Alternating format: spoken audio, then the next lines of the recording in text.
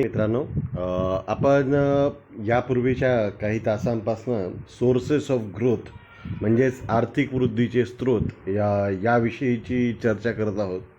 आपण सुरुवातीला पाहिलं की वारंवार थोडंसं रिपिटेशन होतं आहे, पण ते महत्त्वाचं आहे की रॉबर्ट सोलो यांनी जे काही आर्थिक वृद्धीचं प्रतिमान मांडलं, जे हॅरॉड डोमर किंवा जॉन रॉबिन्सन यांच्या प्रतिमानापेक्षा वेगळं होतं. आणि त्यांनी असं सांगितलं की भांडवल या इंडोजेनस म्हणजे आपण ज्यामध्ये मुद्दाम होऊन बदल घडवून आणू शकतो अशा घटकांपेक्षा टेक्नॉलॉजिकल चेंज, पॉप्युलेशन अशा एक्सॉजिनस जे घटक आहेत की जे आपल्या हाताने आपण वाढवू शकत नाही, अशा घटकांमुळं आर्थिक वृद्धी होते. आणि त्यातही विशेषतः त्यांनी सांगितलं की जे टेक्निकल चेंज किंवा तांत्रिक बदल आहेत तर यांचं आर्थिक वृद्धीमध्ये मोठं योगदान आहे. आणि आपण पाहिलं की त्यांनी 1909 ते 1949 या काळामध्ये अमेरिकेची जी अर्थव्यवस्था होती तर त्या अर्थव्यवस्थेच्या सांख्यिकीचा अभ्यास करत असताना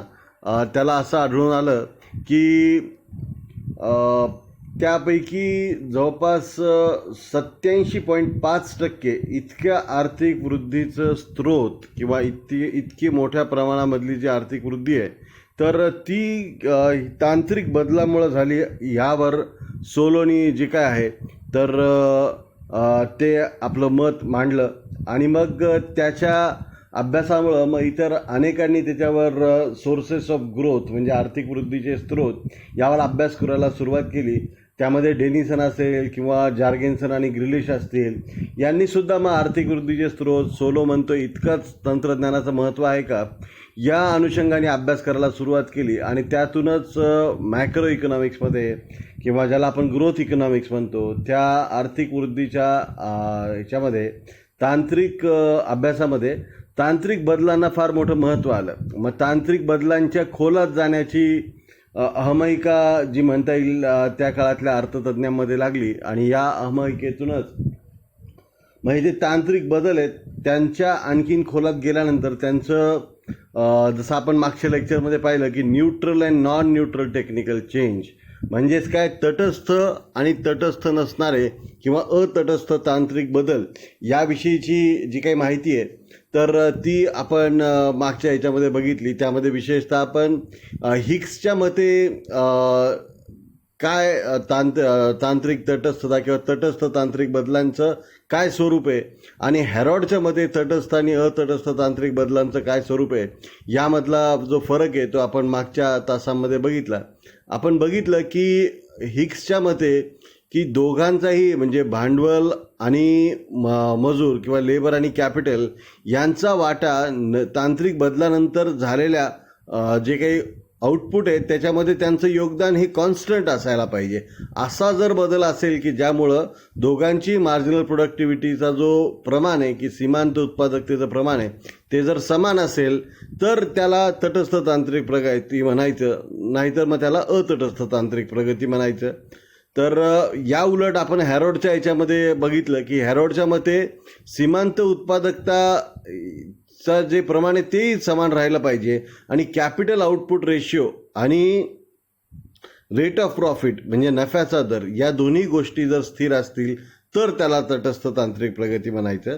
तर जेव्हा कॅपिटल आउटपुट रेशिओ स्थिर असतो तेव्हा लेबर आउटपुट रेशिओसुद्धा नॅचरली स्थिरच असतो. तर त्यामुळं कॅपिटल आउटपुट रेशो किंवा लेबर आउटपुट रेशो इथपर्यंत हॅरॉडच्या व्याख्येमध्ये सुद्धा हिग्सच्या व्याख्येशी समानता आहे. मात्र रेट ऑफ प्रॉफिट जो आहे तो सुद्धा समान राहायला पाहिजे ही एक ॲडिशन हॅरॉडने आपल्या वतीने केलेली आहे. आणि आपण ही मागची जी स्लाईड बघत होतो यात हॅरॉडची डेफिनेशन कशा प्रकारे हिग्सच्या डेफिनेशनपेक्षा सुपिरियर आहे ह्याच्याबद्दलची माहिती आपण पाहिली. आजचा जो आपला विषय आपल्या व्याख्यानाचा आहे तो आहे की डिसइम्बॉडीड टेक्निकल चेंज.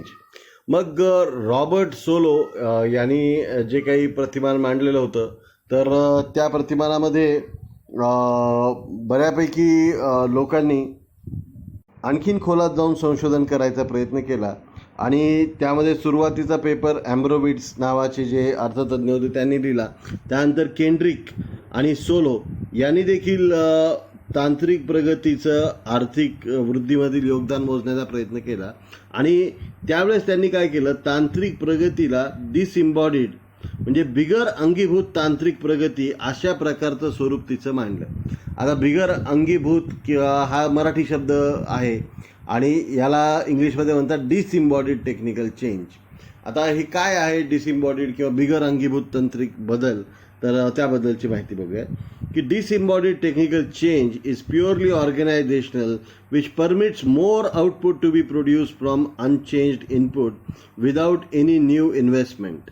म्हणजेच काय की बिगर अंगीभूत तांत्रिक बदल हा असा फक्त संघटनात्मक, शुद्धपणे संघटनात्मक बदल असतो ज्यामुळं पहिल्यापेक्षा जास्त आउटपुट किंवा उत्पादन हे शक्य होतं आणि यासाठी कुठलीही नवीन गुंतवणूक करावी लागत नाही.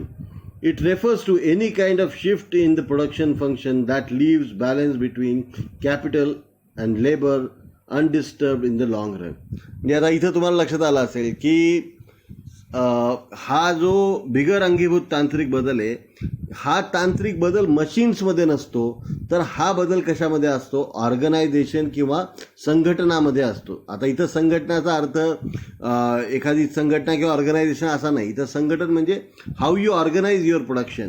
की समजा तुम्ही लाईन प्रोडक्शन तुमच्याकडे आहे, तर एका झाल्यावर दुसरा माणूस दुसरा पार्ट जोडतो, तिसरा माणूस तिसरा पार्ट जोडतो, चौथा माणूस चौथा पार्ट जोडतो. अशा प्रकारची जी प्रोडक्शन सिस्टम आहे त्यातले काही लॅक्युने तुम्ही बाजूला काढले, त्याला इम्प्रूव्हाइज केलं, असलेलेच मजूर आणि असलेलंच भांडवल मशिनरी हे वापरली, यामध्ये कुठल्याही प्रकारची नवीन इन्व्हेस्टमेंट तुम्ही केली नाही आणि मग ह्या ज्या संघटनात्मक बदल आहेत तर ह्यांच्यामुळं की या तुम्ही रिऑर्गनाईज केलं आपले लोक, ज्याला जे काम जमत नाही ते काढून त्याला दुसऱ्याला दुसरीकडे देणे. तर या प्रकारच्या बदलातून जेव्हा आउटपुट वाढतं तेव्हा अशा प्रकारच्या तांत्रिक बदल हे त्या मशीनमध्ये अंगीभूत नसतात, तर ते संघटनेमध्ये अंगीभूत असतात. ऑर्गनायझेशन म्हणजे how you organise your production यामध्ये ते समाविष्ट असतात. म्हणून अशा तांत्रिक बदलांना डिसइम्बॉडीड टेक्निकल चेंज असं म्हटलं जातं. आता इथं जर या अप्रोचवर मग बऱ्याच प्रमाणामध्ये क्रिटिसाइज करण्यात आलं की जर फक्त ऑर्गनायझेशनल चेंज करून जर इतक्या मोठ्या प्रमाणात जर बदल होणार असेल आउटपुटमध्ये, मग तर हे सोपंच आहे की हे तर कोणी करेल. मात्र मग ह्याच्या डिटेल्समध्ये जाण्याचा अनेकांनी प्रयत्न केला आणि त्याबद्दलची माहिती बघू की the above conclusion leads to undermine the rate of investment in contrast to technical change in growth process. म्हणजे काय, जर तुम्हाला नवीन गुंतवणूक करायची आणि नुसती गुंतवणूक न करता फक्त संघटनात्मक बदलामुळे जर इतक्या मोठ्या प्रमाणामध्ये तुमचं आउटपुट वाढणार असेल, तर यामुळं एक प्रकारच्या गुंतवणुकीच्या महत्त्वाला एक तडा देण्याचं काम ह्या रॉबर्ट सोलो आणि त्याच्या फॉलोअर्सच्या एकूण विश्लेषणातनं होतं, असं एक टीका त्याच्यावर करण्यात आली. आणि एडमंड फेल्प्स जो आहे त्याने golden rate of capital accumulation आपल्याला सांगितलं आणि कॅपिटल अक्युम्युलेशनचं महत्त्व आपल्याला सांगितलं, भांडवल संचयाचं महत्त्व आणि गुंतवणुकीचं महत्त्व सांगितलं. तो म्हणतो की the results of this approach is to provide a way of investment pessimism. यातून काय झालं, एक इन्व्हेस्टमेंट पेसिमिझम किंवा गुंतवणुकीविषयी नकारात्मकता तयार झाली की आउटपुट वाढवण्यासाठी गुंतवणूक वाढवण्याची गरज नाही, अशा प्रकारचं वातावरण निर्माण होण्यासाठी हे कारणीभूत ठरलं. रोझेनबर्गच्या मते they provide a wide response on the part of economics waken as it were from the dogmatic slumber. म्हणजेच काय की इकॉनॉमिक्स तोपर्यंत गप्प बसले होते, मात्र जेव्हा या प्रकारचं एखादं ज्याला आपण म्हणू की बुद्धीला न पटणारं एखादं विधान एखादा मोठा व्यक्ती करतो, त्यावेळेस मग हे जे डॉगमॅटिक स्लंबर म्हणजे जे खूप झोपी गेलेले अशा प्रकारचे जे इकॉनॉमिक्स होते ते जागे झाले आणि मग त्यांनी याला विरोध करायला सुरुवात केली. They become sceptical about such a large scale of residual. Abramovitz admitted that it's a measure of our ignorance. तर त्यांनी काय केलं की एवढ्या मोठ्या प्रमाणामध्ये जे आर्थिक वृद्धीचं जे सोलो म्हणत होता की 87.5% आर्थिक वृद्धी ही केवळ तांत्रिक बदलामुळे झाली आणि त्यातही फक्त ऑर्गनायझेशनल चेंजेस जे होते, डिसइम्बॉडीड टेक्निकल चेंज होता, त्याचं प्रमाण एवढं मोठं आहे. तर ह्याच्यावर अनेकांनी शंका घेतली आणि ॲम्ब्रोविट्सच्या मते तर it's a measure of our ignorance की इतक्या मोठ्या प्रमाणात तांत्रिक बदलांचं योगदान असतं असं समजणं हे आपल्या अज्ञानाचं द्योतक किंवा मापक आहे असं ॲम्ब्रोविट्स म्हणतं. आता पुढे जर आपण बघितलं की ग्रिलिश आणि जॉर्गेन्सन यांनी पुढे लिहिली की residual approach is not much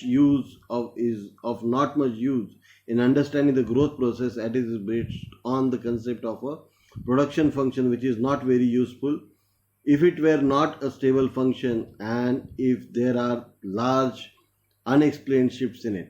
जाऊ द्या, हे आपण सोडून देऊ की त्यात residual approach tended to ignore the influence of the improvements in the quality of labour and education. जे ग्रिलिशला काय म्हणायचं होतं की प्रोडक्शन फंक्शनवर परिणाम करणारा टेक्निकल चेंज हा काही एवढा एकच घटक नाही आहे. There are large unexpected shifts in it, की त्यामध्ये अनेक अनुत्तरित प्रश्न असतात कोणत्या घटकांचं किती योगदान आहे. आणि विशेषतः त्यांनी हायलाईट केलेलं आहे की it tended to ignore the influence of the improvements in the quality of labour due to education, की शिक्षणामध्ये जी प्रगती झालेली आहे मजुरांच्या, तर त्यामुळं त्यांच्या गुणवत्तेत झालेल्या वाढ जी आहे तर त्याच्याकडे ही जी प्रगती आहे ती दुर्लक्ष करते असं ग्रिलिशला म्हणायचं होतं.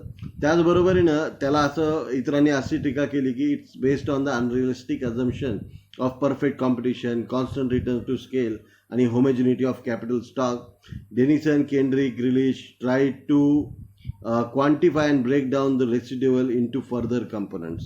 तर नंतरच्या काळामध्ये काय झालं, डेनिसन असेल, केंड्रिक असेल, ग्रिलिश असेल, जॉर्गेन्सन असेल, अशांनी मग आणखीन याचा पोस्टमॉर्टम सुरू केला या तांत्रिक प्रगतीचा. आणि त्यातून त्यांना असं लक्षात आलं की तांत्रिक प्रगती हा काही एकच घटक नाही आहे. आपण पाहिलं की जितका रॉबर्ट सोलो इलॉजिकल वाटतो आपल्याला 87.5% इन्क्रीज ही फक्त टेक्निकल चेंजमुळं, तितकंच जर आपण जॉर्गेन्सन ग्रिलिशकडे गेलो तर एरर्स वगळता फक्त 3.3% एवढा जो आउटपुटमधला बदल आहे तो तांत्रिक घटकामुळं होतो असं जॉर्गेन्सन ग्रिलिश यांनी म्हणलेलं आहे. त्यामुळं टीकाकारही नेहमी खरेच असतात असं काही समजण्याचा फार काही कारण नाही. त्यानंतर changes in quantities and qualities of inputs in economies of scale and advances in knowledge rather than the result of technical change assuming a stable production function. म्हणजेच काय की त्यांनी असं हायलाईट केलं की क्वालिटी आणि क्वांटिटी जी बदलते इनपुट्सची, विशेषतः लेबरची आणि कॅपिटलची, आणि जे नॉलेजमध्ये ॲडव्हान्सेस होतात, जे नंतर मशीन्समध्ये आपल्याला दिसायला लागतात की जुन्या मशीन या नवीन मशीनपेक्षा कमी उत्पादक असतात आणि नवीन मशीन या जास्त प्रभावी असतात.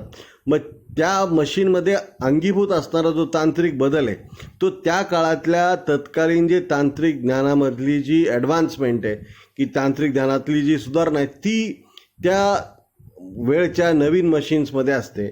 त्यामुळं जुन्या मशीन आणि नव्या मशीन यांच्यामध्ये फरक करायला पाहिजे.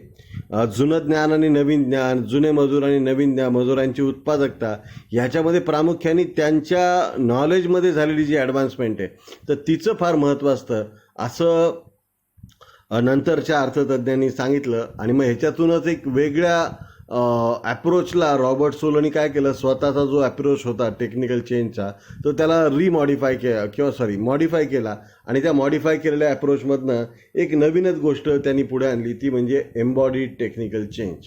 आता एम्बॉडीड टेक्निकल चेंज म्हणजे काय की Solow modified the residual approach himself based on the disembodied technical change where capital stock is regarded as homogeneous and technical change flows down from the outside.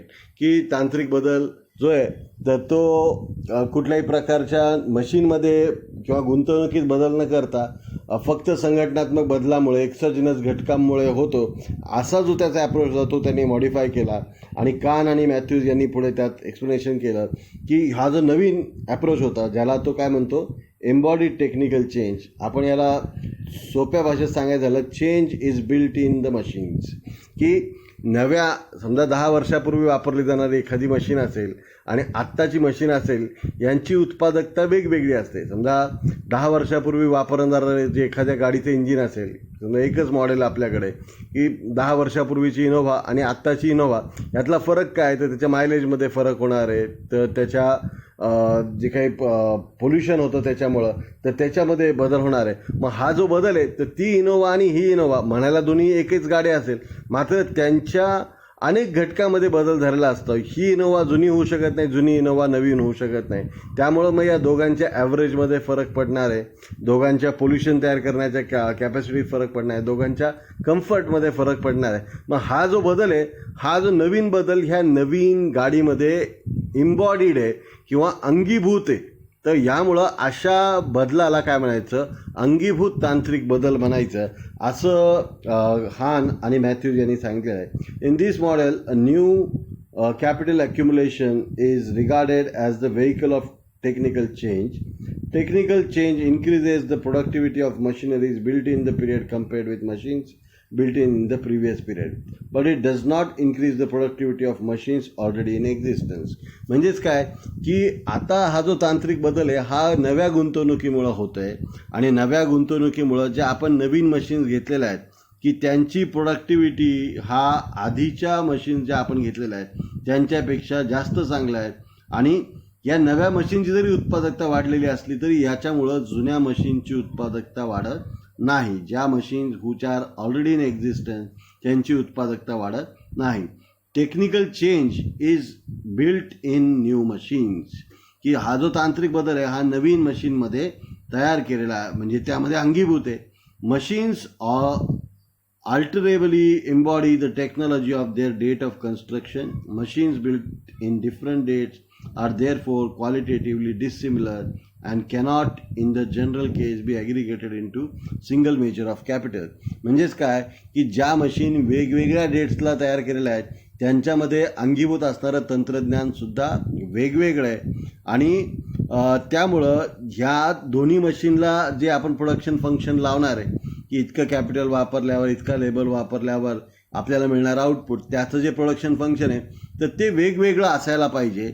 आणि a separate production function needed for each in vintage. जे प्रत्येक जो stock of investment आहे त्यात आपण वेगळ्या नवीन machine घेतलेली जिची टेक्निकल कॅपॅसिटी पहिल्यापेक्षा जास्त आहे, त्या प्रत्येक स्टॉक ऑफ कॅपिटलसाठी, इनपुटसाठी तुम्हाला एक वेगळं प्रोडक्शन फंक्शन लागेल. Total output is the sum of the output of the vintages in use. मग आपण सध्या जे काही आउटपुट, एकूण आउटपुट आहे तर त्याचं मोजमाप करायचं असेल तर मग आपल्याला हे प्रत्येक काळामध्ये जे आपण ॲडिशन केलेले कॅपिटलमध्ये, तर त्या काळामधली जी आउटपुट आहे त्याचं प्रत्येकाचं वेगळं प्रोडक्शन फंक्शन लावायचं. आणि अशा ज्या 2, 4, 5 प्रोडक्शन फंक्शन जितक्या मशिनरी वेगवेगळ्या काळातल्या कार्यरत असतील त्यांच्यासाठी वेगवेगळं प्रोडक्शन फंक्शन लावून मग आपण त्यांचं ॲग्रिगेशन केलं, एकत्रीकरण केलं तर मग आपल्याला सध्याचं आउटपुट मिळेल. अशा प्रकारचं जे काही आहे तर ते विचार या इम्बॉडीड किंवा अंगीभूत तांत्रिक बदलातून मांडलेले आहे. आता याच्यामध्ये अझम्पशन काय आहे, the capital stock consist of machines of different vintages built at different dates. म्हणजे एकाच कारखान्यात काम करणाऱ्या वेगवेगळ्या मशीन्स या वेगवेगळ्या डेट्सला परचेस केलेल्या असतात, वेगवेगळ्या इयर्समध्ये परचेस केलेल्या असतात, आणि त्यामध्ये अंगीभूत असणारं जे तंत्रज्ञान आहे ते त्या त्या काळामधल्या तंत्रज्ञानाला रिप्रेझेंट करत असतं. New machines are more productive than old ones. ही नवीन मशीन ह्या जुन्या मशीनपेक्षा जास्त उत्पादक असतात, अगदी विजिबल किंवा सहज समजणारी गोष्ट. Technical change proceeds at some given proportion rate, की तांत्रिक बदलांचा स्वतःचाच एक दर असतो आणि तो रिसर्च अँड डेव्हलपमेंट अशा घटकावर असतो, आणि म्हणून हे एक्सॉजिनस आहे. याला काय म्हणायचं, एक्सॉजिनस किंवा आपल्या नियंत्रणाबाहेर असणाऱ्या घटकावर आधारित असणार आहे, म्हणून याला एक्सॉजिनस घटक म्हणायचं. रॉबर्ट सोलो याचे जे विचार आहेत त्याला एक्सॉजिनस ग्रोथ थेअरी असं म्हणलं जातं. आणि या उलट इंडॉजिनस ग्रोथ थेअरी म्हणजे की ज्या घटकांना बदलणं हे उद्योजकाला शक्य असतं अशा घटकांवर आउटपुट अवलंबून आहे असं म्हणणं म्हणजे इंडोजिनस ग्रोथ थेअरी, की जो आपल्याला येणाऱ्या काळामध्ये आपल्याला ज्याची माहिती बघायची आहे. Number 4, machines embody all the latest knowledge at the time of construction but do not share any subsequent improvement in the technology. की मशीन्स काय करतात की त्यांच्याकडे त्या काळामध्ये जे उपलब्ध लेटेस्ट ज्ञान आहे ते त्यामध्ये असतं, मात्र त्या जसं ज्ञान बदलेल तसं मशीनमध्ये बदल करता येत नाही. ती मशीन रिप्लेस करावी लागते आणि नवीन मशीनमध्ये नवीन टेक्नॉलॉजी, पण पहिल्याच मशीनला इम्प्रूव्हाइज करता येत नाही असं ह्याच्यामध्ये गृहीतक आहे. खरं तर अनेकदा हे शक्य असतं, पण इथं हे गृहीतक आहे की ते करता येत नाही. Technical change affects only new machine. तांत्रिक बदलामुळं फक्त नवीन मशीन प्रभावित होतात, जुन्या मशीन प्रभावित होत नाही. हे सुद्धा खरं तर तेवढं बरोबर नाही. कारण की एक मशीन लर्निंग म्हणून भाग असतो की तुम्ही जेव्हा नवीन पद्धतीने एखादं उत्पादन शिकता त्याचा इफेक्ट तुम्हाला इतर अनेक ठिकाणी होत असतो. Only gross investment in new machines is considered in the model and the production function is linear homogeneous. तर म्हणजे मी आता असं का म्हणतोय, कारण की तुम्ही बघू शकता की ज्या आधी पेट्रोल डिझेलच्या गाड्या होत्या त्यालाच आपण आता काय करतो, गॅसमध्ये कन्वर्ट करतो. म्हणजे जुन्या गाडीला सुद्धा आपल्याला नवीन टेक्नॉलॉजी त्यामध्ये इम्बॉडी करता येते, इम्प्रोवाइज करता येते. पण इथं काय सांगितलं ह्या चौथं की machines embody all the latest technology at the time of construction but do not share in any subsequent improvements in the technology. तर खऱ्याचदा असं नसतं, तुम्हाला ते इम्प्रोवाइज करता येतं, पण इथं for the sake of simplicity we assume that it is cannot be done. Only gross investment in new machines is considered as in the model and the production function is linear homogeneous. तर फक्त नवीन गुंतवणुकीचा विचार केला जातो. प्रत्येक नव्या गुंतवणुकीसाठी एक वेगळं प्रोडक्शन फंक्शन लावलं जातं आणि जेव्हा एकूण प्रोडक्शन फंक्शन आपल्याला मोजायचं असतं तेव्हा ह्या प्रोडक्शन फंक्शनचा प्रत्येक मशीनसाठी त्या काळाचं वेगळं प्रोडक्शन फंक्शन मांडून मग त्याचं ॲनालिसिस केलं जातं. Technological change proceeds at some given proportional rate, हा आपण आधीच पाहिलेला आहे. The production function is linear homogeneous, तोही झालेला आहे. तर कॉप डग्लस टाईपचं ते प्रोडक्शन फंक्शन आहे. आता हे कॉप डग्लस प्रोडक्शन फंक्शन काय त्याच्यावर मी काहीतरी एक व्हिडिओ नक्की बनवीन. तर मला वाटतं तुम्ही बऱ्यापैकी ही माहिती ऐकलेली आहे.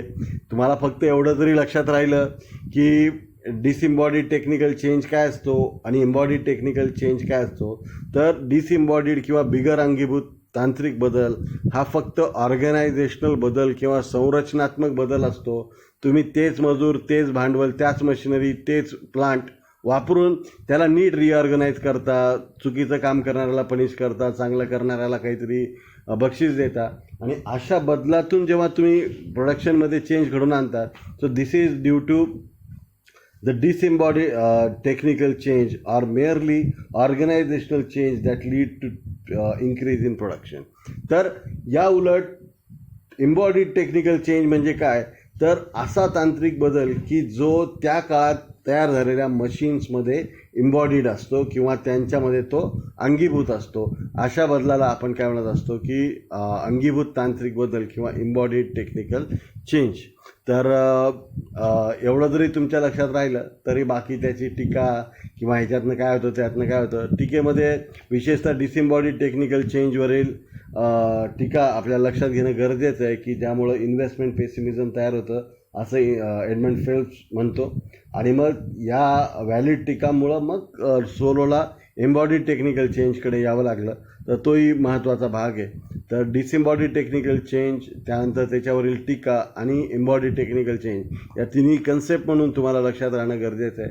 या तिन्हीवर एक एक प्रश्न तरी नक्की तुम्हाला ॲन्युअल परीक्षेत येईल. तर माझी तुम्हा सर्वांना विनंती आहे की तुम्ही टेक इट सिरियसली, अभ्यास करा, नवीन व्हिडिओ येत राहतील. इथं लिहिल्याप्रमाणे स्वतःची काळजी घ्या, बाहेर विनाकारण फिरू नका, वॅक्सिनेट करा, होऊन घ्या. कारण की या नव्या ह्याच्यामध्ये 18च्या पुढच्या लोकांनासुद्धा वॅक्सिन मिळणार आहेत. आज नसतील उपलब्ध तरी येत्या 10-15 दिवसात ते नक्की उपलब्ध होतील आणि इतरांना, घरच्यांनासुद्धा वॅक्सिन घ्यायसाठी प्रमोट करा. तर with this note we will stop here. आपण इथे थांबूयात. लेक्चर ऐकून घेतल्याबद्दल आपल्या सर्वांचे मनःपूर्वक धन्यवाद.